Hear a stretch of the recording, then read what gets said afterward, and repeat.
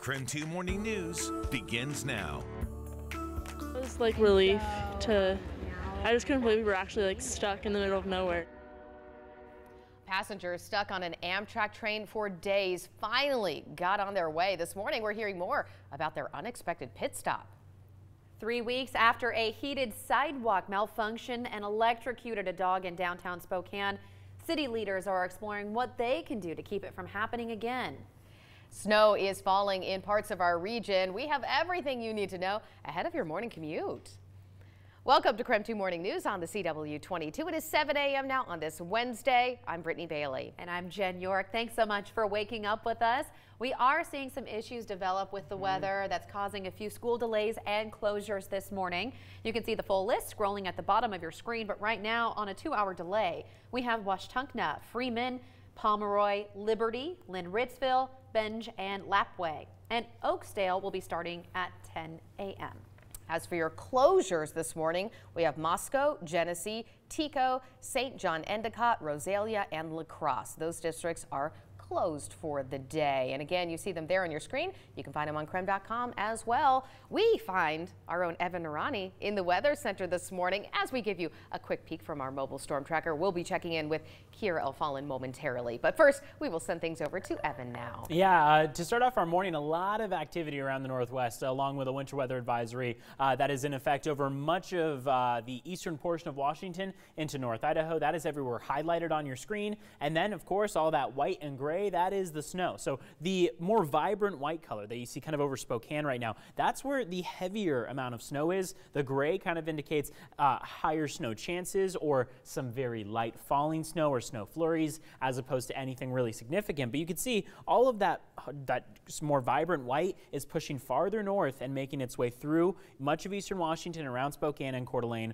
right now at this hour. The next storm, though, is expected to pass through momentarily. So we've got a lot of unsettled weather over the next 48 hours. The next major storm that we're looking at that's going to be a lot more impactful than what we're seeing right now is expected to pass through late tonight into tomorrow. Along with all of this, wind speeds are in the double digits. In fact, they're in the mid 20-mile-per-hour range. 23-mile-per-hour winds in Omak, 22 in Coeur d'Alene, and 24 in Sandpoint. Even Spokane is seeing 12-mile-per-hour winds. All of this contributes to two things. Number one, we're seeing reduced feels-like temperature. So the wind chill equivalent is what we call it. When you factor in the wind and the temperatures outside, it can feel below zero in some cases. Along with that, 24-mile-per-hour winds or 12-mile-per-hour winds have the potential to lift up some of that fluffy snow, spread it over the roadways, and of course cause some trouble on those as well. So blowing snow and drifting snow still a threat. What we see over the next 12 hours shows that temperatures will make their way up to about 29 degrees. Our chances of snow are reduced after about noon,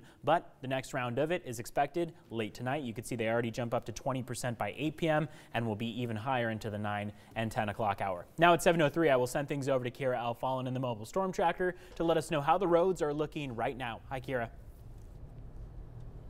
Yes, good morning, Evan. Well, it looks like things have slowed down a little bit from the last time that we spoke to you. We're not seeing much snow falling from the sky right now. Also, it looks like the wind might have slowed down a bit here, too. This is the Browns Addition area right now where we are driving. Thin layer of snow on the roads, but here in Browns Addition, some an icy layer underneath that snow this morning, making things a little bit slick. So depending on where you're waking up, you're actually going to see a variety of conditions. You're going to see that thin layer of snow on the road, bare and wet in some areas, and also a little bit slush-like in some areas as well, making things a little bit slick this morning. So as you head out, definitely give yourself extra time. Also, we are going to head south in a little bit to see how things are looking out south. We're hearing that the storm is hitting there more so than here right now. So we'll see what conditions look like over there. For now, I'm going to send it over to Amber, who has a look at your traffic. Good morning, Amber. Good morning. Well, I do want to let drivers know that part of State Route 27 is closed this morning, and we're showing you a video that WashDOT crews posted as they're trying to get that cleared for you. So this closure starts in Garfield and ends in Fairfield. So that's about a 40-mile stretch of road, and that's mostly due to drifting snow that's causing dangerous conditions. So as of now, WashDOT crews do not know when it will be reopened, but we will keep an eye on that and bring you the latest update. Brittany, Jen, I'll send it back to you. Amber, thank you. Did not like that video at all. No, that looked rough. Well, speaking of rough, passengers stuck on an Amtrak train in Oregon finally got on their way after hours of being stuck in the snow. Right now I feel good that I'm off the train. I don't even care that it's cold outside. It's just outside is good. There is more snow. Passengers were stuck in Oak Ridge, Oregon for more than 36 hours. They first got stuck on Sunday. The train was towed all the way back to Seattle for repairs yesterday, and nearly 200 passengers were dropped off in Eugene and Portland along the way. Now, they spent 2 nights trapped on the train after snow and downed trees blocked the tracks. They did have food and heat on board, but passengers say those supplies were starting to run low. The supplies at the end were kind of limited, so I don't think we could have made it another 2 days. We could have made it one more. It just wasn't ideal for all of us to be on a train for that long, but I promise you everyone has new friends that they didn't have before. Amtrak offered passengers refunds, and staff members are now working with people to get them to their final destinations. It is 7:06 on the dot now. It has been about 3 weeks since a heated sidewalk malfunctioned in downtown Spokane and electrocuted a local man's dog. A report found the dog was killed by stray voltage created by the heated sidewalk. Now the city council and the dog's owner are working to prevent this from happening again. The engineer is recommending retrofitting all old sidewalk heaters with circuit breakers that can prevent these types of incidents. Now, because the old heaters were installed before code required the breakers, it is tough for the city to legally require that retrofitting. Now, another issue is there is no central registry of where these types of sidewalks are. City leaders expect progress will be made quickly on that problem. At the moment, though, there is no definitive timeline for when we might see a firm proposal on the table. But the dog's owner says the speedy reaction from the council is giving him hope. It made me feel like my message had been received and it was taken seriously. And that was exactly what I wanted through this process, was to get some attention, to gain some traction, and to make some changes and you know, have the most positive outcome come from such a sad scenario. Of course, we'll keep you updated on that story. 7:07 now.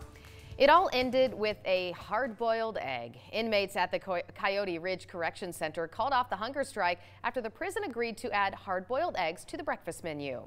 The strike started when inmates complained about food quality at the jail. They said the prison was handing out pre-packaged breakfast foods. Nearly 1,700 of the 2,000 prisoners turned down meals during the strike. A spokesperson says the prison is replacing muffins with hard-boiled eggs to improve protein content. That's according to the Tri-City Herald. Health experts in Washington are relieved this morning. There are no new cases of measles, and that does not mean we're out of the woods yet, though. As of now, the total is up to 66. 65 of those cases are in Clark County. 1 is in King County. That's according to CDC records. The outbreak is affecting Oregon counties as well. Right now, there are 4 confirmed cases in Multnomah County. Even with a slight slowdown, the State Department of Health is urging everyone to take precautions to help stop the outbreak. Well, to stop the spread of measles, some health clinics in Clark County are offering free vaccines. This is happening at Legacy Medical Group clinics. No insurance is required. Medical professionals with Legacy say people should not wait to get the MMR vaccine, even if they are not in the outbreak area. Now, if you are not immunized, you can still get treated with 2 shots 28 days apart. Doctors say the first shot is 93% effective. While Washington and parts of Oregon work to get a grip on the measles outbreak, Montana seems to be doing the opposite. State lawmakers are considering more relaxed vaccination requirements. Right now, parents in Montana can opt out of immunizing their children for medical or religious reasons. In daycares, only medical exemptions are allowed. Under a new bill, daycares would not be allowed to deny enrollment to children with religious exemptions. The state health department would also have to run all immunization requirements by state lawmakers first for approval. 7:09 now on our Wednesday morning. An Oregon man is doing something special to remember his furry friend. And if you are tired of having to use different chargers for your smart devices, well, Deal Boss Matt Granite helps you to cut the cord with a wireless charger that won't break the bank. And a quick note here, the Oakdale School District is now closed for the day.